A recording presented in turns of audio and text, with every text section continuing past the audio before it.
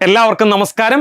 ഇന്നത്തെ സെഷനിലേക്ക് ഏവർക്കും സ്വാഗതം. ഇന്നെത്തിയിരിക്കുന്നത് ഓഗസ്റ്റ് 31 പത്തനംതിട്ട, തൃശൂർ, കാസർഗോഡ് ജില്ലകളിൽ നടന്ന LDC പരീക്ഷയിലെ മലയാളം ചോദ്യങ്ങൾ വിശകലനം ചെയ്യുന്നതിന് വേണ്ടിയിട്ടാണ്. മുൻ പരീക്ഷകളിലെ പോലെ അത്ര എളുപ്പമായിരുന്നില്ല മലയാളം പരീക്ഷ എന്നായിരുന്നു പൊതുവിലുള്ള അഭിപ്രായം. അപ്പോൾ നമുക്കതൊക്കെ ഒന്ന് വിശകലനം ചെയ്യേണ്ടതുണ്ട്. നിങ്ങൾ ഈ പരീക്ഷ എഴുതിയവരാണെങ്കിൽ മലയാളത്തിന് നിങ്ങൾക്ക് എത്ര മാർക്ക് കിട്ടി എന്ന് താഴെ കമന്റ് ചെയ്യാൻ മറക്കരുത്. ഇനി മറ്റു ജില്ലകളിൽ പരീക്ഷ എഴുതാൻ പോകുന്നവരാണ് നിങ്ങളെങ്കിൽ തീർച്ചയായിട്ടും ഇന്നത്തെ സെഷൻ നിങ്ങൾക്ക് പ്രയോജനം ചെയ്യും. അപ്പോൾ ഏവർക്കും ഒരിക്കൽ കൂടി സ്വാഗതം. ഓഗസ്റ്റ് 31 നടന്ന LDC പരീക്ഷയിലെ മലയാളം ചോദ്യങ്ങളുടെ വിശകലനത്തിലേക്ക്. 53ാമത്തെ ചോദ്യം മലയാള സാഹിത്യവുമായി ബന്ധപ്പെട്ടതായിരുന്നു. എന്തായിരുന്നു ചോദ്യം? ഇരയിമ്മൻ തമ്പിയുടെ ആട്ടക്കഥകളിൽ ഉൾപ്പെടാത്തത് ഏത് എന്നതായിരുന്നു ചോദ്യം. ഉത്തരാസ്വയംവരം, കീചകവധം, ദക്ഷയാഗം, തോരണയുദ്ധം, ഇങ്ങനെ 4 എണ്ണമായിരുന്നു ഓപ്ഷനിൽ ഉണ്ടായിരുന്നത്. ഇരയിമ്മൻ തമ്പി ആകെ 3 ആട്ടക്കഥകളാണ് എഴുതിയിരിക്കുന്നത്. ഏതൊക്കെയാണ്? ഉത്തരാസ്വയംവരവും കീചകവധവും ദക്ഷയാഗവുമാണ്. അപ്പൊ ഉത്തരം ഏതാണ്? തോരണയുദ്ധമാണ് ശരിയായ ഉത്തരം. ഇരയിമ്മൻ തമ്പിയുടെ ആട്ടക്കഥകളിൽ ഉൾപ്പെടാത്തത് ഏതാണ്? തോരണയുദ്ധമാണ്. നമുക്ക് നോക്കാം. തോരണയുദ്ധം എന്ന ആട്ടക്കഥ എഴുതിയത് ആരാണ്? കൊട്ടാരക്കര തമ്പുരാനാണ് കേട്ടോ. ആരാണ് കൊട്ടാരക്കര തമ്പുരാൻ? കഥകളി പ്രസ്ഥാനത്തിന്റെ ഉപജ്ഞാതാവായി പരിഗണിക്കുന്ന വ്യക്തിയാണ് ആര്? കൊട്ടാരക്കര തമ്പുരാൻ. കൊട്ടാരക്കര തലസ്ഥാനമായുള്ള ഇളയിടത്തു സ്വരൂപത്തിന്റെ ഭരണാധികാരിയായിരുന്നു കൊട്ടാരക്കര തമ്പുരാൻ. വീരകേരളവർമ്മ എന്നായിരുന്നു പേര്. രാമായണത്തെ 8 ദിവസത്തെ കഥയാക്കി വിഭജിച്ച് അദ്ദേഹം നിർമ്മിച്ച രാമനാട്ടമാണ് പിൽക്കാലത്ത് കഥകളിയായി പരിണമിച്ചത്. കോഴിക്കോട്ടെ മാനവേദ രാജാവ് 8 ദിവസത്തെ കഥയായി കൃഷ്ണനാട്ടം നിർമ്മിച്ചതറിഞ്ഞ് കൊട്ടാരക്കര തമ്പുരാൻ കൃഷ്ണനാട്ടം കാണാൻ കലാകാരന്മാരെ അയച്ചു തരണമെന്നാവശ്യപ്പെട്ടെന്നും മാനദേവൻ തെക്കുള്ളവർക്ക് കൃഷ്ണനാട്ടം കണ്ട് രസിക്കാനുള്ള കഴിവില്ല എന്ന് പറഞ്ഞ് അത് നിരസിച്ചെന്നും ഇതിൽ വാശി തോന്നിയാണ് കൊട്ടാരക്കര തമ്പുരാൻ രാമനാട്ടം നിർമ്മിച്ചത് എന്നും ഐതിഹ്യമുണ്ട്. കൃഷ്ണനാട്ടത്തിന്റെ മാതൃകയിൽ രാമനാട്ടം നിർമ്മിച്ചു എന്നുള്ളതാണ് കഥകളിയുടെ പിന്നിലെ അല്ലെങ്കിൽ കഥകളിയുടെ പൂർവ്വരൂപമായ രാമനാട്ടത്തെ കുറിച്ചുള്ള ഐതിഹ്യം. ഇനി ഇദ്ദേഹത്തിന്റെ പ്രധാനപ്പെട്ട കൃതികൾ ഏതൊക്കെയാണ്? കൊട്ടാരക്കര തമ്പുരാന്റെ പ്രധാനപ്പെട്ട ആട്ടക്കഥകൾ ഏതൊക്കെയാന്ന് നോക്കിക്കേ. പുത്രകാമേഷ്ടി, സീതാസ്വയംവരം, തോരണയുദ്ധം, ഖരവധം, ബാലിവധം, സേതുബന്ധനം, വിച്ഛിന്നാഭിഷേകം തുടങ്ങി 8 ആട്ടക്കഥകളുടെ കർത്താവാണ് ആര്? കൊട്ടാരക്കര തമ്പുരാൻ. മറക്കരുത് കേട്ടോ. പിന്നെ ഇരയിമ്മൻ തമ്പിയിലേക്ക് വരികയാണെങ്കിൽ സുഭദ്രാഹരണം, കൈകൊട്ടിക്കളിപ്പാട്ട്, മറുജപപ്പാന, വസിഷ്ഠം കിളിപ്പാട്ട്, മണിപ്രവാളത്തിലും സംസ്കൃതത്തിലുമായി രചിക്കപ്പെട്ട ഒരുപാട് കീർത്തനങ്ങൾ, കീചകവധം, ഉത്തരാസ്വയംവരം, ദക്ഷയാഗം എന്നിങ്ങനെ 3 ആട്ടക്കഥകൾ, നവരാത്രി പ്രബന്ധം, രാസക്രീഡ, രാജസേവാക്രമം എന്നിവയാണ് ഇരയിമ്മൻ തമ്പിയുടെ പ്രധാനപ്പെട്ട കൃതികൾ. ഗർഭശ്രീമാൻ ആയ സ്വാതി തിരുനാളിനെ ആദ്യം കണ്ടപ്പോൾ തമ്പി രചിച്ചതാണ് അദ്ദേഹത്തെ അമരനാക്കുന്ന ഓമനത്തിങ്കൾ കിടാവോ എന്ന താരാട്ടുപാട്ട്. അല്ലെ, കേൾക്കാത്ത മലയാളികൾ ഉണ്ടാവില്ല. ഓമനത്തിങ്കൾ കിടാവോ എന്നല്ല, കോമള താമര പൂവോ. ആരാ രചിച്ചത്? ഇരയിമ്മൻ തമ്പിയാണ് രചിച്ചത്. അടുത്തത് നമ്മുടെ പരീക്ഷയ്ക്ക് ചോദിച്ച 54ാമത്തെ ചോദ്യം എന്തായിരുന്നു? ചേരുംപടി ചേർക്കുകയായിരുന്നു. കൃതി, കഥാപാത്രങ്ങൾ, ആ വിഭാഗവുമായി ബന്ധപ്പെട്ടതായിരുന്നു ചോദ്യം. ഉത്തരാധുനിക നോവലുകളിൽ നിന്നുള്ള ചോദ്യമായിരുന്നു. ഇറാനിമോസ്, പീലിപ്പോസ്, ഉണ്ണിച്ചക്കൻ, വാവച്ചൻ എന്നീ കഥാപാത്രങ്ങൾ ഏതൊക്കെ നോവലുകളിലേതാണ് എന്നതായിരുന്നു ചോദ്യം. മീശ, അടിയാളപ്രേതം, അടി, കരിക്കോട്ടക്കരി, പുറ്റ് എന്നിവയായിരുന്നു അപ്പുറത്തുള്ള ഓപ്ഷൻ. അപ്പോ ഇറാനിമോസ് ഏത് നോവലിലെ കഥാപാത്രമാണ്? ഇറാനിമോസ് കരിക്കോട്ടക്കരിയിലെ കഥാപാത്രമാണ് കേട്ടോ. കരിക്കോട്ടക്കരിയാണ്. പിന്നെ പീലിപ്പോസ് എന്ന കഥാപാത്രത്തെ നമുക്ക് കാണാൻ സാധിക്കുന്നത് അടി എന്ന നോവലിലാണ് കേട്ടോ. അടി എന്ന നോവലിലാണ്. ഉണ്ണിച്ചക്കൻ കഥാപാത്രമാകുന്ന മലയാള നോവൽ ഏതാണ്? അടിയാളപ്രേതമാണ് കേട്ടോ. അടിയാളപ്രേതം. പിന്നെ വാവച്ചൻ എല്ലാവർക്കും അറിയാമായിരിക്കും. മീശ വാവച്ചൻ ഏത് കൃതിയിലെ കഥാപാത്രമാണ്? മീശ എന്ന നോവലിലെ കഥാപാത്രമാണ്. ഓക്കെ, അപ്പോ ഓപ്ഷൻ എങ്ങനെയാണ്? A4, B3, C2, D1. തിരിച്ചിട്ടതാണ് അല്ലെ, ABCD അല്ലെ, ഇങ്ങോട്ടേക്ക് തിരിച്ചിട്ടാൽ നമുക്കത് കിട്ടും. 4 3 2 1 എന്ന് വരുന്നതാണ് കേട്ടോ. ഉത്തരം നമുക്ക് നോക്കാം. ദാ 4 3 2 1 ഇവിടെ അത് കിടപ്പുണ്ട് അല്ലെ. അപ്പോ ഓപ്ഷൻ C ആണ് ശരിയായ ഉത്തരം. ഉത്തരാധുനിക മലയാള സാഹിത്യം പരിശോധിക്കുമ്പോൾ ഏറ്റവും പ്രധാനപ്പെട്ട നോവലിസ്റ്റുകളും അവരുടെ നോവലുകളുമാണ് നമ്മുടെ പരീക്ഷയ്ക്ക് ചോദിച്ചിരുന്നത്. നമുക്ക് അവരെ കുറിച്ച് കുറച്ച് വിശേഷങ്ങൾ അറിയേണ്ടതുണ്ട്. മീശ എന്ന നോവൽ എഴുതിയത് S ഹരീഷാണ്. എല്ലാവർക്കും അറിയാം, S ഹരീഷിന് JCB പുരസ്കാരം വരെ നേടിക്കൊടുത്ത നോവലാണ് ഏറെ വിവാദങ്ങൾ ക്ഷണിച്ചു വരുത്തിയ മീശ. വടക്കൻ കുട്ടനാടാണ് മീശ എന്ന നോവലിലെ പ്രധാന പശ്ചാത്തല ഭൂമിക. അതായത് വൈക്കം, അയ്മനം, ആർപ്പൂക്കര, കൈപ്പൂഴ, നീണ്ടൂര്, കുമരകം, തിരുവാർപ്പ്, ഒളശ, പരിപ്പ്, കുറിച്ചി എന്നീ പ്രദേശങ്ങളും അവയുടെ ഉൾപ്രദേശങ്ങളുമാണ് മീശ എന്ന നോവലിന്റെ പശ്ചാത്തലം. ശ്രീനാരായണ ഗുരു, ഹെൻറി സായിപ്പ്, ബേക്കർ സായിപ്പ്, സ്വാതി തിരുനാൾ, ഉത്രം തിരുനാൾ എന്നിവരെ കുറിച്ചും പാട്ടബാക്കി എന്ന നാടകത്തെക്കുറിച്ചും കൊല്ലവർഷം 1099 മഹാമാരി എന്നിവയെക്കുറിച്ചും നോവലിൽ പരാമർശമുള്ളതുകൊണ്ട് നോവലിലെ കാലം 19, 20 നൂറ്റാണ്ടുകളാണ് എന്ന് സാമാന്യമായിട്ട് പറയാം. മീശ എന്ന പേരിൽ തന്നെ പിന്നീട് അറിയപ്പെടുന്ന വാവച്ചനാണ് നോവലിലെ കേന്ദ്ര കഥാപാത്രം. വടക്കൻ കുട്ടനാട് ഭാഗത്തെ ചോഴിയപ്പാറപ്പാടത്തിന്റെ കെട്ടുവരമ്പിൽ താമസിക്കുന്ന പവിയാന്റെയും ചെല്ലയുടെയും 6 മക്കളിൽ മൂന്നാമനായ മീശ വാവച്ചനാണ് മീശ എന്ന നോവലിലെ കേന്ദ്ര കഥാപാത്രം. ശ്രീരാമന്റെ ജാതകമാണെന്ന് പറയുന്നുണ്ടെങ്കിലും രാവണനെ പോലെ അവതരിപ്പിക്കപ്പെടുന്ന കഥാപാത്രമാണ് മീശ വാവച്ചൻ. ആ പ്രദേശത്ത് കുടിയാൻ എന്ന നാടകം അവതരിപ്പിക്കാൻ എത്തുന്ന എഴുത്തച്ഛനും സുഹൃത്ത് ദാമോദരനും മറ്റു കഥാപാത്രങ്ങളാണ്. നാടകത്തിലെ മീശയുള്ള പോലീസുകാരന്റെ വേഷം അഭിനയിക്കാൻ പറ്റിയ ഒരാളെ അന്വേഷിച്ച് നടക്കവേ കരിപോലെ കറുത്ത വാവച്ചനെ ഇവർ കണ്ടുമുട്ടുകയാണ്. വാവച്ചനെ കണ്ട മാത്രയിൽ തന്നെ എഴുത്തച്ഛൻ തന്റെ നാടകത്തിലെ മീശയുള്ള പോലീസിന്റെ ഭാഗം ഇവന് തന്നെ എന്ന് ഉറപ്പിക്കുകയാണ് ചെയ്യുന്നത്. പ്രത്യേകമായ സ്വഭാവ വിശേഷണങ്ങളുള്ള ചെറുതും വലുതുമായ നിരവധി കഥാപാത്രങ്ങൾ നോവലിൽ ഇനിയുമുണ്ട്. നാടകത്തിലെ മീശയെ സൃഷ്ടിച്ച എഴുത്തച്ഛനും സുഹൃത്ത് ദാമോദരനും മീശയെ പോലെ നാടകത്തിലെ വേഷം അഴിച്ചു വെക്കാത്ത കൃഷ്ണൻ തട്ടാനും മീശയ്ക്കെതിരെ പരാതി എഴുതി തയ്യാറാക്കുന്ന പ്രവൃത്തിയാർ ശങ്കുണ്ണി മേനോനും സഹായി ചിതൽ കുറുപ്പും തെഹസിൽദാർ സുബ്രഹ്മണ്യയ്യരും പേഷ്കാർ സഹസ്രനാമയ്യരും ജാതി വ്യവസ്ഥയുടെ നീചത്വം മുഴുവൻ പ്രകടിപ്പിക്കുന്ന കേശവപിള്ളയും കുഞ്ഞച്ഛനും പുളിങ്ങയിൽ മത്തയും പോത്തൻ മാപ്പിളയും അവരെയൊക്കെ പിന്താങ്ങുന്ന തടത്തിമക്കാലച്ഛനും തുടങ്ങി ചിരിയും ചിന്തയും നിറയ്ക്കുന്ന കഥാപാത്രങ്ങളെ നല്ല കൈവിരുതോടെയാണ് മീശ എന്ന നോവലിൽ S ഹരീഷ് അവതരിപ്പിച്ചിട്ടുള്ളത്. അടുത്ത അടിയാളപ്രേതമാണ്. അടിയാളപ്രേതം ഓപ്ഷനിൽ ഉണ്ടായിരുന്നത് അടിയാളപ്രേതമാണ്. നോവൽ എഴുതിയത് ആരാണ്? PF മാത്യൂസ് ആണ് അടിയാളപ്രേതം എന്ന നോവൽ എഴുതിയത്. ഉപേക്ഷിക്കപ്പെട്ട നിധിയുടെ പരമരഹസ്യം കാത്തുസൂക്ഷിക്കാൻ നിയോഗിതനായ പറങ്കി മേലാളനാൽ നിഷ്ഠുരമായി കൊല ചെയ്യപ്പെട്ട കാപ്പിരി മുത്തപ്പൻ. അടിയാളപ്രേതത്തിന്റെ തലമുറകളിലൂടെയുള്ള യാത്ര ഇവിടെ നിന്ന് ആരംഭിക്കുന്നു. മുത്തപ്പനെ പ്രീതിപ്പെടുത്തി നിധി കൈവശപ്പെടുത്താൻ പുതിയ കാലത്ത് കാപ്പിരി സേവ ചെയ്യുന്നത് ലത്തീൻ കാത്തോലിക്കക്കാരനായ അമ്പച്ചി മാപ്പിളയും അയാളുടെ അടിമയായ കുഞ്ഞുമക്കോതയുമാണ്. ചരിത്രവും മിത്തുകളും ഇടകലർത്തി അനായാസകരമായിട്ടാണ് എഴുത്തുകാരൻ കഥ പറയുന്നത്. അപസർപ്പക കഥയായും അന്വേഷണ കഥയായും അവ മാറുന്നു. ഉണ്ണിച്ചക്കൻ അല്ലെ, ഉണ്ണിച്ചക്കൻ എന്ന സബ് ഇൻസ്പെക്ടർ വരുന്നതോടെയാണ് അടിയാളപ്രേതം എന്ന നോവൽ ആരംഭിക്കുന്നത്. ഇത് സമീപകാലത്ത് മലയാളത്തിൽ ഇറങ്ങിയ ഒരു നല്ല സിനിമയുണ്ടായിരുന്നു. അതിന്റെ പേര് അഞ്ചക്കള്ളക്കൊക്കാൻ പൊറാട്ട് എന്നാണ്. ആ സിനിമയുടെ കഥയും ഈ നോവലുമായിട്ട് വല്ലാതെ കണ്ട് ബന്ധം നമുക്ക് കാണാൻ സാധിക്കും. അയാൾ വന്നുവെങ്കിലും പോലീസ് സ്റ്റേഷനിൽ ചാർജ് എടുക്കുന്നില്ല. എന്നാൽ അയാൾ അവിടെ ഉണ്ടായിരുന്ന ഒരാഴ്ച കൊണ്ട് കാണാമറയത്തായിരുന്ന പല കേസുകളിലേക്കും വെളിച്ചം വീശുന്ന തുമ്പുകൾ CI ബെഞ്ചമിന്റെ നേർക്ക് നീട്ടുന്നുണ്ട്. പിന്നീട് പെട്ടെന്നൊരു ദിവസം ഉണ്ണിച്ചക്കനെ കാണാതായി. അയാൾക്ക് എന്താണ് സംഭവിച്ചത്? യഥാർത്ഥത്തിൽ ഉണ്ണിച്ചക്കൻ എന്ന അടിയാളൻ ആരാണ്? ബെഞ്ചമിന്റെ മുന്നിലേക്ക് ഒരുപാട് ആശങ്കകളും ചോദ്യങ്ങളും വന്നു വീഴുന്നതോടെ സ്വസ്ഥത നഷ്ടപ്പെട്ട അയാൾ ഉണ്ണിച്ചക്കൻ നടന്ന വഴിയിലൂടെ സഞ്ചരിക്കുകയാണ്. അടുത്ത നോവലിന്റെ പേര് അടി എന്നാണ്. അടി എന്ന നോവൽ എഴുതിയത് ആരാ? V ഷിനിലാലാണ് എഴുതിയത് കേട്ടോ.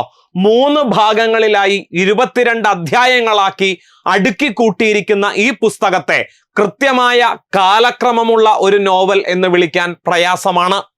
കഥകളും ഉപകഥകളും അങ്ങോട്ടും ഇങ്ങോട്ടും ബന്ധുക്കളായ കഥാപാത്രങ്ങളും ഒക്കെയായി ഒരു ചെറിയ നെടുമങ്ങാടൻ മാവാരതം എന്ന് വിളിക്കാവുന്ന ഒരു പുസ്തകമാണ് ഇത്.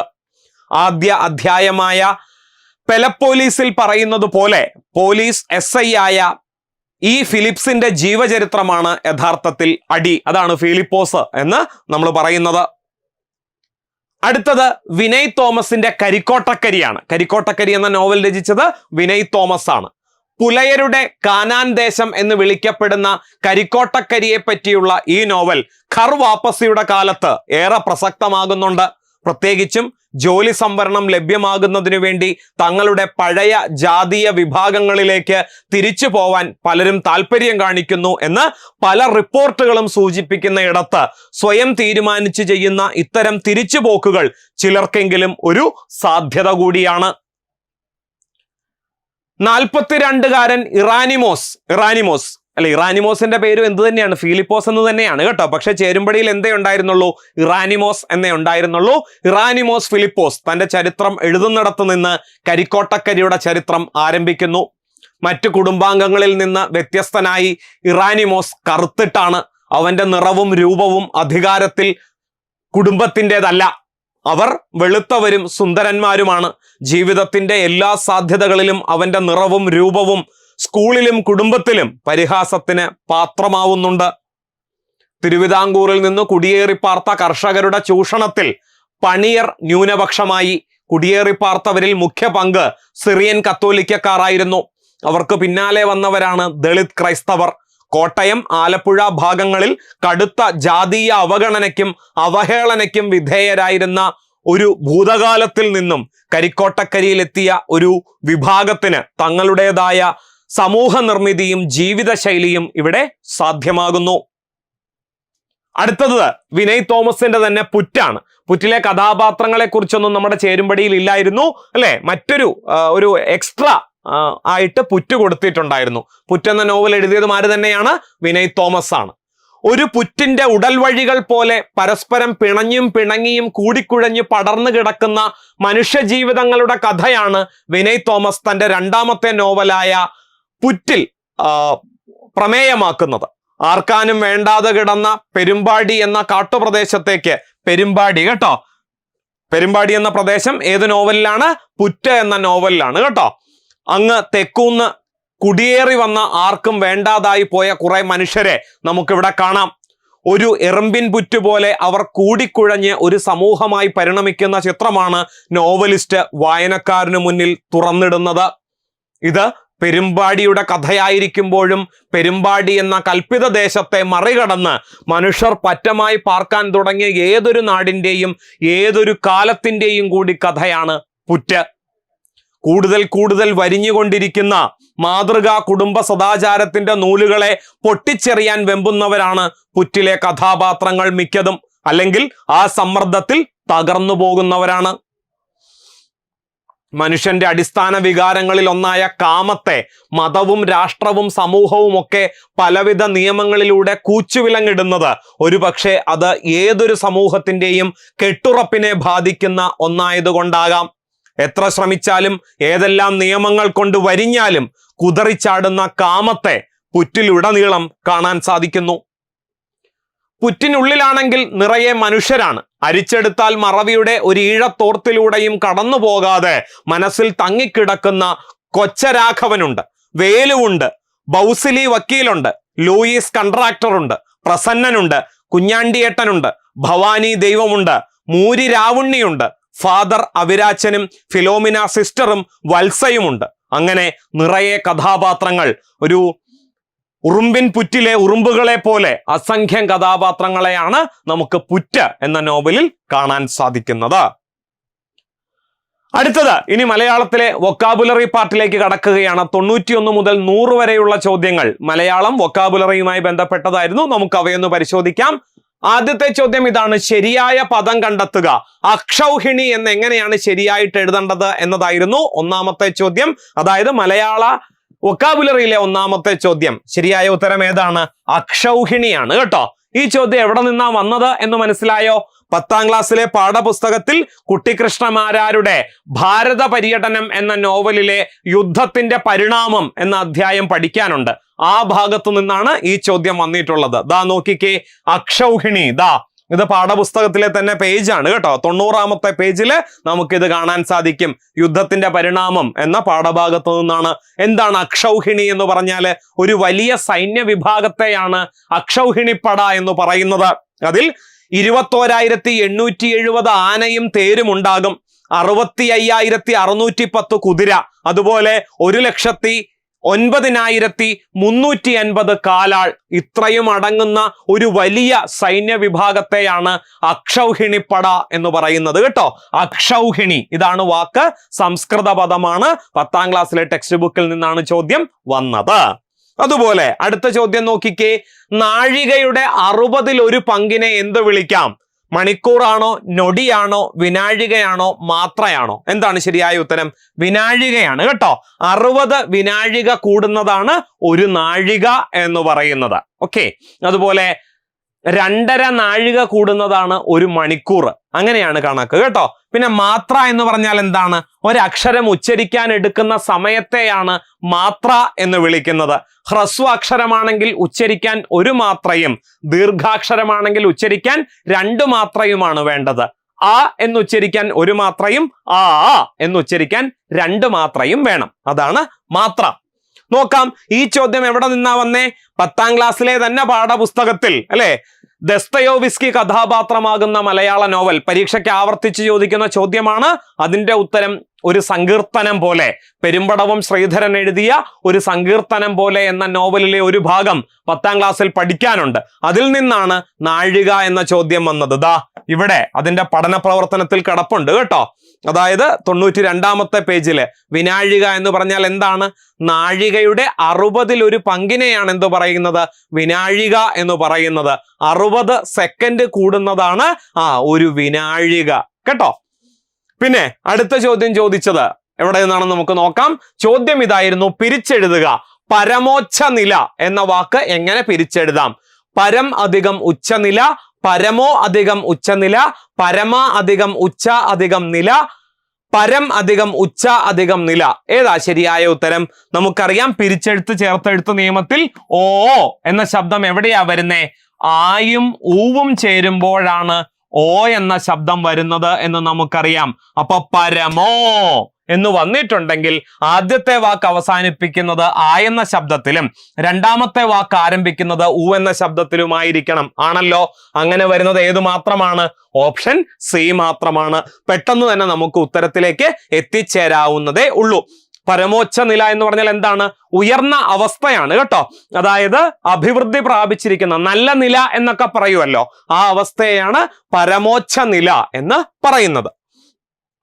നോക്കിക്കേ, കൊച്ചു ചക്കരച്ചി 10ാം ക്ലാസ്സിലെ പാഠപുസ്തകത്തിൽ തന്നെ 28ാമത്തെ പേജില് കൊച്ചു ചക്കരച്ചി എന്ന കഥാഭാഗം നമുക്ക് കാണാൻ സാധിക്കും. AP ഉദയഭാനുവിന്റെയാണ് കേട്ടോ. അപ്പോ അതിൽ നമുക്കിവിടെ കാണാം, എന്ത് കാണാം? വൃക്ഷങ്ങൾ പലതുണ്ടെങ്കിലും വൃക്ഷങ്ങളിൽ വച്ച് വൃക്ഷമായത് മാവ് തന്നെയാണ്. മാവ് തളിരിടുമ്പോൾ മുതൽ നാട്ടുംപുറത്ത് ഉത്സവമാണ്. ഗ്രാമീണ അന്തരീക്ഷം മാമ്പൂവിന്റെ മൃദുലമായ പരിമളം കൊണ്ട് നിറയും. ഉണ്ണിമാങ്ങ പരുവം മുതൽ മാവിൻ ചുവട്ടിലെ സദ്യ ആരംഭിക്കുകയായി. ഏതു പരുവത്തിലാണ് മാങ്ങ ആസ്വാദ്യമല്ലാത്തത്? പച്ചമാങ്ങ അല്പം ഉപ്പു ചേർത്ത് കറുമുറ ചവച്ചു തിന്നാൽ കുത്തിയൊലിക്കുന്ന ഉമിനീരിന്റെ വേഗം കൊണ്ട് അണകൾ കോച്ചിപ്പോകും. അത്ര രസമാണ്. മാങ്ങ പഴുത്തു കഴിയുമ്പോഴാണല്ലോ രസം അതിന്റെ പരമോച്ഛ നില പ്രാപിക്കുന്നത്. കണ്ടോ, പരമോച്ഛ നില എന്ന വാക്ക് നമുക്കിവിടെ കാണാൻ സാധിക്കുന്നു. അപ്പൊ 10ാം ക്ലാസ്സിലെ ടെക്സ്റ്റ് ബുക്കിൽ നിന്ന് തന്നെയാണ് നമ്മുടെ പരീക്ഷയ്ക്കുള്ള മുഴുവൻ ചോദ്യങ്ങളും ചോദിച്ചിട്ടുള്ളത് എന്ന് വ്യക്തമാണ്. പിന്നെ അടുത്ത ചോദ്യം ഇതായിരുന്നു, ശരിയായ പര്യായ കൂട്ടം കണ്ടെത്തുക. പ്രമാദം, തെറ്റ് പേരുകേട്ട പ്രശസ്തം, വർദ്ധിച്ച ഭയം ഓർമ്മക്കേട് ശ്രദ്ധയില്ലായ്മ, മുഖ്യമായ നിശ്ചയം സന്തോഷം, തെളിവ് നൈർമല്യം വ്യാപനം. ഇത് കാണുമ്പോൾ തന്നെ പ്രമാദം എന്ന വാക്ക് കണ്ടുടനെ മിക്കവാറും ഓപ്ഷൻ എ ആയിരിക്കും മാർക്ക് ചെയ്തിരിക്കുന്നത് അല്ലേ? പക്ഷേ അല്ല കേട്ടോ. പ്രമാദം എന്ന വാക്കിന്റെ ഏറ്റവും പ്രധാനപ്പെട്ട അർത്ഥം ഏത് തന്നെയാണ്? തെറ്റ് എന്ന് തന്നെയാണ്. പക്ഷേ പ്രശ്നം എന്താണ്? പേര് കേട്ട പ്രശസ്തം എന്ന അർത്ഥമൊന്നും ഏതിനില്ല? പ്രമാദം എന്ന വാക്കിനില്ല. മലയാളത്തിലില്ല, പക്ഷേ തമിഴിലുണ്ട്. അതേസമയം വർദ്ധിച്ച ഭയം, ഓർമ്മക്കേട്, ശ്രദ്ധയില്ലായ്മ തുടങ്ങിയ അർത്ഥങ്ങൾ പ്രമാദത്തിന് കൽപ്പിച്ചു കൊടുത്തിട്ടുണ്ട് കേട്ടോ. തെറ്റ് എന്ന വാക്കിന്റെ പ്രമാദം എന്ന വാക്കിന് തെറ്റ് എന്ന അർത്ഥമുണ്ട്. പക്ഷെ പേരുകേട്ട, പ്രശസ്തം എന്നിവ ഇല്ലാത്തത് കൊണ്ടാണ് ഓപ്ഷൻ എ ഉത്തരമാകാത്തത്. മുഖ്യമായ നിശ്ചയം, സന്തോഷം ഉപേക്ഷിക്കാം. തെളിവ്, നൈർമല്യം, വ്യാപനം ഉപേക്ഷിക്കാം. അപ്പൊ ശരിയായ ഉത്തരം ഏതാണ്? ഓപ്ഷൻ ബി ആണ് ശരിയായ ഉത്തരം കേട്ടോ. ദാ നമുക്ക് നോക്കാം. അതും ഈ പറയുന്നത് പോലെ യുദ്ധത്തിന്റെ പരിണാമത്തിൽ നിന്നാണ് ചോദ്യം വന്നിട്ടുള്ളത്. യുദ്ധത്തിന്റെ പരിണാമം അതിൽ തുടക്കത്തിൽ തന്നെ മറ്റൊരാളോട് നേരിടുന്നവനെ, പ്രമാദം പറ്റിയവനെ, പിന്തിരിഞ്ഞവനെ, ആയുധം തീർന്നവനെ, കവചം പോയവനെ വല്ല വിധവും കൊല്ലരുത്. യുദ്ധത്തിന്റെ നിയമത്തെക്കുറിച്ച് പറയുന്നിടത്ത് കുട്ടിക്കൃഷ്ണമാരാർ എഴുതുന്നതാണ് കേട്ടോ. അപ്പൊ പ്രമാദം പറ്റിയവനെ, പ്രമാദം പറ്റിയവൻ എന്ന് പറഞ്ഞാൽ ആരാണ്? യുദ്ധത്തിന്റെ തീവ്രത കണ്ട് ഭയപ്പെട്ടവനെ എന്നുള്ള അർത്ഥത്തിലാണ് പ്രമാദം പറ്റിയവനെ എന്ന് പറയുന്നത്. അല്ലെങ്കിൽ ഓർമ്മക്കേട് സംഭവിച്ചവനാകാം, ശ്രദ്ധയില്ലാത്തവനാകാം കേട്ടോ. അപ്പൊ അത്തരത്തിലൊക്കെയുള്ള അർത്ഥത്തിലാണ് പാഠഭാഗത്ത് പ്രമാദം എന്ന വാക്ക് ഉപയോഗിച്ചിട്ടുള്ളത്. പ്രമാദം എന്ന വാക്കിന്റെ ശരിയായ അർത്ഥം പക്ഷേ എന്താണ്? തെറ്റ്, പിഴവ്, അബദ്ധം എന്നൊക്കെയാണ്. നമുക്ക് ശബ്ദധാരാവലിയിലേക്ക് നോക്കുമ്പോൾ ഇത് കാണാൻ സാധിക്കും കേട്ടോ. നിങ്ങൾക്ക് ഇത് സൂം ചെയ്ത് കാണാൻ പറ്റും. ദാ ഇവിടെ ഉണ്ട് പ്രമാദം, കണ്ടോ? പ്രമാദം, തെറ്റ്, തെറ്റായ അഭിപ്രായം. അത് രണ്ടും കഴിഞ്ഞിട്ടാണ് ഓർമ്മക്കേട്, ചെയ്യേണ്ടത് ചെയ്യാതിരിക്കൽ, മൂഢത, അനവധാനം. അവധാനം എന്ന് പറഞ്ഞാൽ ശ്രദ്ധയോടുകൂടി ചെയ്യുന്നതാണ്. അനവധാനം എന്ന് പറഞ്ഞാൽ അപ്പൊ എന്താണ്? ശ്രദ്ധയില്ലായ്മയാണ്. പിന്നെ വലിയ ഭയത്തിന് കാരണമായത്, ആഘോഷം, വളരെ പ്രാധാന്യമുള്ളത് എന്നൊക്കെയുള്ള അർത്ഥത്തിലാണ് പ്രമാദം എന്ന വാക്ക് ഉപയോഗിക്കുന്നത്. ഓക്കെ. അതുപോലെ മറ്റൊരു നിഘണ്ടു ഉണ്ട് കേട്ടോ, ദശമഹാനിഘണ്ടു. ദശമഹാനിഘണ്ടു ആരുടെയാ? പെണ്ണൂക്കര ശശിയുടെയാണ് കേട്ടോ. പെണ്ണൂക്കര ശശിയുടെയാണ്. അതിൽ പ്രമാദം എന്ന വാക്കിന് ഏതർത്ഥേ കൊടുത്തിട്ടുള്ളൂ? തെറ്റ്, മൂഢത, ആഘോഷം എന്നീ അർത്ഥങ്ങളാണ് കൊടുത്തിട്ടുള്ളത്. ഓക്കെ. അപ്പൊ പാഠപുസ്തകത്തിൽ നിന്ന് അങ്ങനെ തന്നെ ചോദ്യം വന്നത് കൊണ്ടാണ് ഉത്തരം എങ്ങോട്ടേക്ക് പോയത്? ആ ഓപ്ഷനിലേക്ക് പോയത് കേട്ടോ. അടുത്ത ചോദ്യം ഇതാണ്. വിപരീത പദം ഏത്? അധ്യാത്മം എന്ന പദത്തിന്റെ വിപരീതം ക്ലാസ്സിൽ പലതവണ പറഞ്ഞിട്ടുള്ളതാണ്. അധ്യാത്മം എന്ന് പറഞ്ഞാല് ആത്മാവിനെ സംബന്ധിച്ചത് എന്നുള്ള അർത്ഥത്തിലാണ് അധ്യാത്മം, അധ്യാത്മികം തുടങ്ങിയ വാക്കുകൾ ഉപയോഗിക്കുന്നത്. അതിന്റെ വിപരീതമായിട്ട് ആത്മം, ഭൗതികം, യുക്തി, ദീപ്തം. ഏതാ ശരി? ഭൗതികം എന്ന പദമാണ് ശരിയായത്. നമ്മൾ ചർച്ച ചെയ്തിട്ടുള്ളതാണല്ലോ. പല ചോദ്യ പേപ്പറുകളിലും നമ്മളിത് ചർച്ച ചെയ്തിട്ടുണ്ട്. നോക്കിക്കേ, ആവിർഭാവത്തിന്റെ വിപരീതം തിരോഭാവം. ആവിർഭവിക്കുക, ഉണ്ടായി വരിക. തിരോഭവിക്കുക, ഇല്ലാണ്ടാകുക. അതുപോലെ ആർജവം, കൗടില്യം. ആർജവം എന്ന് പറഞ്ഞാൽ നേരെയുള്ളത്, കൗടില്യം എന്ന് പറഞ്ഞാലോ വളഞ്ഞത് എന്നാണ് പ്രയോഗത്തിനർത്ഥം. ആത്മീയം, അധ്യാത്മികം രണ്ടിനും ഒരേ അർത്ഥമാണ്. ആത്മാവിനെ സംബന്ധിച്ചത്. ഭൗതികം എന്ന പ്രയോഗത്തിന്റെ അർത്ഥം എന്താണ്? മെറ്റീരിയലിസ്റ്റിക് എന്ന അർത്ഥത്തിലാണ് ഭൗതികം എന്ന വാക്ക് ഉപയോഗിക്കുന്നത്. ഉന്നതം, അവനതം. ഉന്നതം എന്ന് പറഞ്ഞാൽ ഉയർന്ന, ഉയർച്ച എന്നുള്ള അർത്ഥത്തെ കുറിക്കുന്നു. അവനതം എന്ന് പറഞ്ഞാൽ നാശമാണ്. പിന്നെ ഉന്മുഖൻ എന്ന് പറഞ്ഞാൽ താല്പര്യമുള്ളവനാണ്, വിമുഖൻ താല്പര്യമില്ലാത്തവനാണ്. ഉചിതം അറിയാമല്ലോ, ഉചിതമല്ലാത്തത് അനുചിതമാണ്. പിന്നെ ഗൗരവത്തിന്റെ വിപരീതം എന്താണ്? ലാഘവമാണ് ഗൗരവത്തിന്റെ വിപരീതം. അടുത്ത ചോദ്യം വളരെ എളുപ്പമുള്ള ഒരു ചോദ്യമായിരുന്നു. നേരെ വാ നേരെ പോ എന്ന് അർത്ഥമാക്കുന്നത് നേരത്തെ വരണം, നേരത്തെ പോകണം, സത്യസന്ധമായി പെരുമാറുക, നേർക്ക് നേർ വരണം, നേർക്ക് പോകണം, നേരെയുള്ള വഴിയെ വരണം, പോകണം. വളരെ എളുപ്പമുള്ള ചോദ്യമായിരുന്നു അല്ലെ? സത്യസന്ധമായി പെരുമാറുക, നേരെ വാ നേരെ പോ, നമ്മൾ കേട്ടിട്ടുള്ളതാണ് അല്ലെ? സത്യസന്ധമായി പെരുമാറുക എന്നതാണ് ഈ ശൈലി കൊണ്ട് അർത്ഥമാക്കുന്നത്. അടുത്ത ചോദ്യം എന്തായിരുന്നു? ചേർത്തെഴുതുക. മലർ അധികം കളം അധികം എഴുതി അധികം കാത്ത അധികം ഒരു അധികം അരജൻ. ഇത് ചേർത്തെഴുതുമ്പോൾ എന്ത് കിട്ടും എന്നുള്ളതാണ് ചോദ്യം. ഇവിടെ വരെ ആർക്കും സംശയമുണ്ടാവില്ല. കാരണം എന്താ? മലർക്കളം എന്നെഴുതുമ്പോൾ കകാരം ഇരട്ടിക്കുന്നു. അത് എല്ലായിടത്തും അങ്ങനെ തന്നെ ഉണ്ട്. പിന്നെ കളം അധികം എഴുതി, കളം എഴുതി എന്ന് വരും. കളം അധികം എഴുതി, ഇവിടെ മകാരം ആഗമിക്കും എന്നുള്ളതാണ്. പോയിട്ട് മാ വരുന്നത് കൊണ്ട് ആദേശസന്ധിക്ക് ഉദാഹരണമാണ്, ഇവിടെ ദ്വിത്വസന്ധിക്കും ഉദാഹരണമാണ്. അപ്പൊ ദേ ഓപ്ഷൻ എ പോയല്ലോ. മെഴുതി എന്നുള്ളത് ഇവിടെ 3 വരുന്നുണ്ട്. പിന്നെ എഴുതിക്കാത്ത എന്ന് പറയുന്നിടത്ത് കകാരം ഇരട്ടിക്കണം, ദ്വിത്വസന്ധിയാണ്.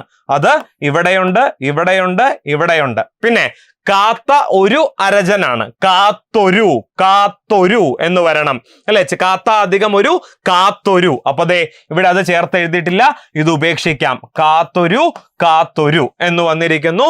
പിന്നെ ഒരു അരജൻ, ഒരു അരജൻ, കാത്ത ഒരു അരജനാണ് കേട്ടോ. അവിടെ ശ്രദ്ധിക്കേണ്ട കാര്യം, ആയും ഓയും കൂടി ചേരുമ്പോ അതെന്തായി മാറുന്നുണ്ട്? ഓ എന്ന ശബ്ദമായിട്ട് മാറുന്നുണ്ട്. നമ്മൾ പഠിച്ചിട്ടുള്ളത് ആയും ഊവും കൂടി ചേരുമ്പോഴാണ് അല്ലെ അതെന്തായി മാറുന്നത്? ഓ എന്ന ശബ്ദമായിട്ട് മാറുന്നത്. ഇത് ഗദ്യഭാഷയിലാണ്. പദ്യഭാഷയിലേക്ക് കടക്കുമ്പോൾ ആയും ഓവും കൂടി ചേരുമ്പോൾ അതെന്തായി മാറാറുണ്ട്? ഓ എന്ന ശബ്ദമായിട്ട് മാറാറുണ്ട്. മാത്രമല്ല കാവ്യങ്ങളിൽ വൃത്തപൂർത്തീകരണത്തിന് വേണ്ടി ഈ പറയുന്നത് പോലെ അക്ഷരങ്ങളെ ദീർഘിപ്പിക്കാറുണ്ട്. ഉദാഹരണത്തിന് എഴുത്തച്ഛന്റെ വളരെ പ്രസിദ്ധമായ വരിയുണ്ടല്ലോ, എന്താണ്? പ്രത്യുപകാരം മറക്കുന്ന പൂരുഷൻ ചത്തതിനൊക്കുമേ ജീവിച്ചിരിക്കലും എന്നാണ് പറയുന്നത് അല്ലെ. പ്രത്യുപകാരം മറക്കുന്ന പുരുഷൻ എന്നല്ല, പ്രത്യുപകാരം മറക്കുന്ന പൂരുഷൻ ചത്തതിനൊക്കുമേ ജീവിച്ചിരിക്കലും. പുരുഷൻ എന്ന അർത്ഥത്തിൽ തന്നെയാണ് അവിടെ പൂരുഷൻ എന്ന വാക്ക് ഉപയോഗിച്ചിട്ടുള്ളത്. എന്തിനു വേണ്ടിയാ ദീർഘിപ്പിച്ചത്? അത് വൃത്തം കൃത്യമാക്കുന്നതിന് വേണ്ടിയിട്ടാണ്. അപ്പൊ പറഞ്ഞു വന്നത് മലർക്കളം എഴുതി കാത്തോരരജൻ എന്നവിടെ ദീർഘിപ്പിച്ചിട്ടുള്ളത് എന്തിനു വേണ്ടിയിട്ടാണ്? ഈ പറയുന്നത് പോലെ വൃത്തം കൃത്യമാക്കുന്നതിന് വേണ്ടിയിട്ടാണ്. ഈ ചോദ്യം എവിടെ നിന്നാണെന്ന് മനസ്സിലായോ?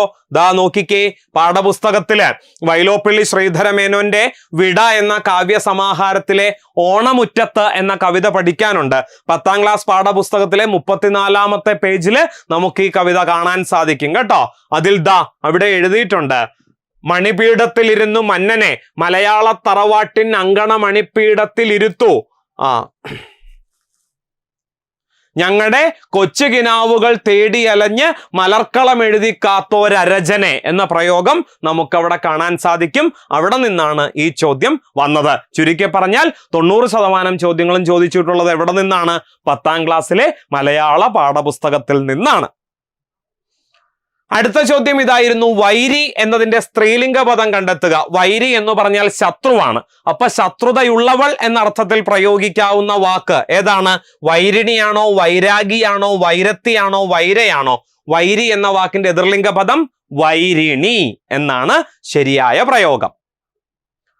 പിന്നെ അടുത്ത ചോദ്യം, ഇതും 10ാം ക്ലാസ് പാഠപുസ്തകത്തിൽ നിന്ന് തന്നെയാണ്, പരിഭാഷയാണ്. നോക്കിക്കേ, and it was at that age poetry arrived in search of me. ഇതിന്റെ ശരിയായ പരിഭാഷ കണ്ടെത്താനാണ് ചോദിച്ചിരിക്കുന്നത്. ഓപ്ഷൻ എ, കവിത എന്നെ തേടി വന്നണഞ്ഞത് ആ പ്രായത്തിലാണ്. കവിത വന്നണഞ്ഞത് എന്നെ തേടി ആ പ്രായത്തിലാണ്. കേൾക്കുമ്പോൾ തന്നെ അറിയാം ഇത് എന്തായാലും അല്ല. പിന്നെ ആ പ്രായത്തിലാണ് എന്നെ തേടി കവിത വന്നണഞ്ഞത്. എന്നെ തേടി കവിത വന്നണഞ്ഞത് ആ പ്രായത്തിലാണ്. നോക്കിക്കേ, and it was at that age എന്ന് പറയുമ്പോ and it was at that age, ആ പ്രായത്തിലാണ് എന്ത് സംഭവിച്ചത്? Poetry arrived in search of me, എന്നെ തേടി കവിത വന്നണഞ്ഞത് അല്ലെ. അപ്പോ ഓപ്ഷൻ ഡി ആണ് ശരിയായ ഉത്തരം എന്ന് നമുക്ക് പറയാം. പിന്നെ കവിത എന്നെ തേടി വന്നണഞ്ഞത് ആ പ്രായത്തിലാണ് എന്ന് പറയുന്നത് ശരിയാണോ എന്ന് ചോദിച്ചാൽ ശരികേടൊന്നുമില്ല. പക്ഷേ ഇംഗ്ലീഷിനൊരു പ്രത്യേകതയുണ്ട് അല്ലേ. ഇംഗ്ലീഷിൽ രണ്ടാമത് എഴുതിയതായിരിക്കും മലയാളത്തിൽ ആദ്യം വരുന്നത്. പരിഭാഷപ്പെടുത്തുമ്പോൾ അങ്ങനെ ഒരു പ്രത്യേകതയുണ്ട്. പിന്നെ അത് തെറ്റാണെന്ന് പറയാനും സാധിക്കില്ല. കവിത എന്നെ തേടി വന്നണഞ്ഞത് ആ പ്രായത്തിലാണ് എന്ന് പറഞ്ഞാൽ അതിൽ തെറ്റുണ്ട് എന്ന് പറയാനും സാധിക്കില്ല. പക്ഷെ ഈ ചോദ്യവും വന്നത് 10ാം ക്ലാസ്സിലെ ടെക്സ്റ്റ് ബുക്കിൽ നിന്നാണ്. 10ാം ക്ലാസ്സിലെ ടെക്സ്റ്റ് ബുക്കിൽ പാബ്ലോ നെരൂദയുടെ പോയട്രി എന്ന കവിതയുടെ മലയാള പരിഭാഷ കൊടുത്തിട്ടുണ്ട്. ദാ നമുക്കൊന്ന് നോക്കാം. ഇതാണ് ആ കവിത, പോയട്രി അല്ലെ, പാബ്ലോ നെരൂദയുടേതാണ്. And it was at that age poetry arrived in search of me. I don't know where it came from winter or a river. I don't know how or when. No, they were not voices, they were not words nor silence, but from a street I was summoned, from the branches of night abruptly from others എന്നാരംഭിക്കുന്ന poetry എന്ന കവിത ആരുടെയാ? Pablo നെരൂദയുടെ. അതിന്റെ പരിഭാഷത ഇവിടെ കിടപ്പുണ്ട്. ആ പ്രായത്തിലാണ് എന്നെ തേടി കവിത വന്നണഞ്ഞത്, എനിക്കറിയില്ല എവിടെ നിന്നാണ് വന്നെത്തിയതെന്ന് എനിക്കറിയില്ല, കുളിർത്ത് വിറയ്ക്കുന്ന ശിശിരത്തിൽ നിന്നോ പതഞ്ഞൊഴുകുന്ന നദിയിൽ നിന്നോ എങ്ങനെയാണ് എപ്പോഴാണെന്നും എനിക്കറിയില്ല എന്ന പരിഭാഷ നമുക്കിവിടെ കാണാൻ സാധിക്കുന്നു. കണ്ടോ, ആ പ്രായത്തിലാണ് എന്നെ തേടി കവിത വന്നണഞ്ഞത്. 10ാം ക്ലാസ്സിലെ പാഠപുസ്തകത്തിൽ വാക്കുകൾ സർഗതാളങ്ങൾ എന്ന യൂണിറ്റില് അല്ലെ നമുക്ക് ഈ ഭാഗം കാണാൻ സാധിക്കുന്നു. ഡയറക്റ്റ് ക്വസ്റ്റ്യൻ ആണ് കേട്ടോ. അടുത്തത് അവസാനത്തെ ചോദ്യം ഇതായിരുന്നു, ശരിയായത് തിരഞ്ഞെടുക്കുക. കണ്ണീരിൽ കലർത്തി അവർ പറഞ്ഞ കഥ എന്നെ വികാരപരവശനാക്കി. അവർ കണ്ണീരിൽ കലർത്തി പറഞ്ഞ കഥ എന്നെ വികാരപരവശനാക്കി. എന്നെ വികാരപരവശനാക്കിയ കഥ അവർ കണ്ണീരിൽ കലർത്തി പറഞ്ഞു. കഥയവർ കണ്ണീരിൽ കലർത്തി എന്നെ വികാരപരവശനാക്കി. ഇതിലേതാ ശരിയായ പ്രയോഗം? നമുക്കറിയാം, ഒരു വാക്യത്തിന്റെ ഘടന അഥവാ സ്ട്രക്ചർ എന്ന് പറയുന്നത് കർത്താവ് കർമ്മം ക്രിയയാണ്. ഈ വാക്യത്തിലെ കർത്താവ് ആരാണ്? അവരാണ്. അപ്പൊ കർത്താവ് ആദ്യം വന്നിരിക്കുന്നു, പിന്നെ ഇതിലെ കർമ്മം ആരാണ്? ഞാനാണ്. എന്നെ, പ്രത്യയം ചേർന്നിട്ടുള്ളതായിരിക്കും കർമ്മം. അപ്പൊ എന്നെ എന്നുള്ളത് കർമ്മമാണ്. ക്രിയ എന്നുള്ളത് ഏതാണ്? വികാര പരവശനാക്കുക എന്നുള്ളതാണ്. അപ്പൊ ഏതാ ശരിയായിട്ടുള്ള ഓർഡർ? ഓപ്ഷൻ ബി ആണ്. അവർ കണ്ണീരിൽ കലർത്തി പറഞ്ഞ കഥ എന്നെ വികാര പരവശനാക്കി. ഇതാണ് ശരിയായിട്ടുള്ള പരിഭാഷ. അപ്പോ ഇത്രയും ചോദ്യങ്ങളാണ് ഇത്തവണത്തെ LDC പരീക്ഷയിൽ മലയാളത്തിൽ നിന്ന് ചോദിച്ചത്. ഏതാണ്ട് ഭൂരിഭാഗം ചോദ്യങ്ങളും മലയാളം ചോദിച്ചത് 10ാം ക്ലാസ്സിലെ പാഠപുസ്തകത്തിൽ നിന്ന് തന്നെയാണ്. വരുന്ന പരീക്ഷയിലും അത് ആവർത്തിക്കണം എന്നില്ല. ഇപ്പൊ ഈ കഴിഞ്ഞ LDC പരീക്ഷകളിലൊന്നും തന്നെ ഇത്രയും അധികം പാഠപുസ്തകത്തെ അവലംബിച്ചിട്ടില്ല. 1-2 ചോദ്യങ്ങൾ പാഠപുസ്തകത്തെ അടിസ്ഥാനപ്പെടുത്തി ചോദിച്ചാലായി, അത്രയേ ഉള്ളൂ. പക്ഷെ ഇത്തവണയാണ് മിക്കവാറും ചോദ്യകർത്താവ് ഒരു 10ാം ക്ലാസ്സിലെ മലയാളം മാഷായിരിക്കും. അതുകൊണ്ടായിരിക്കാം ഇത്രയും ചോദ്യങ്ങളും പാഠപുസ്തകത്തിൽ നിന്ന് തന്നെ ചോദിച്ചത്. ഏതായാലും ഒരുമാതിരിയൊക്കെ ചിന്തിക്കുന്നവർക്ക് വളരെ ബുദ്ധിമുട്ടില്ലാതെ ഉത്തരം എഴുതാൻ സാധിക്കുന്ന ചോദ്യങ്ങളായിരുന്നു മലയാളത്തിൽ ഉണ്ടായിരുന്നത്. ഒരുപാട് പേർ വിളിച്ചു പറഞ്ഞിരുന്നു, ഇത്രയും പ്രതീക്ഷിച്ചില്ല, മലയാളം കടുകട്ടിയായി പോയി എന്നൊക്കെ ഒരുപാട് പേർ പറഞ്ഞിരുന്നു. സാരമില്ല, നമുക്ക് നിരാശപ്പെടാൻ അവസരമില്ല. കാരണം ഒന്നും തന്നെ ഔട്ട് ഓഫ് സിലബസ് അല്ല, എല്ലാം തന്നെ കൃത്യമായ ചോദ്യങ്ങളാണ്, പാഠഭാഗത്ത് നിന്ന് ചോദിച്ചതാണ് എന്ന് മാത്രം. അപ്പോ അടുത്ത പരീക്ഷയ്ക്ക് വേണ്ടി കൂടുതൽ നന്നായി തയ്യാറെടുക്കാൻ ഇന്നത്തെ സെഷൻ നിങ്ങളെ സഹായിച്ചു എന്ന വിശ്വാസത്തോടെ അവസാനിപ്പിക്കുന്നു. നന്ദി, നമസ്കാരം.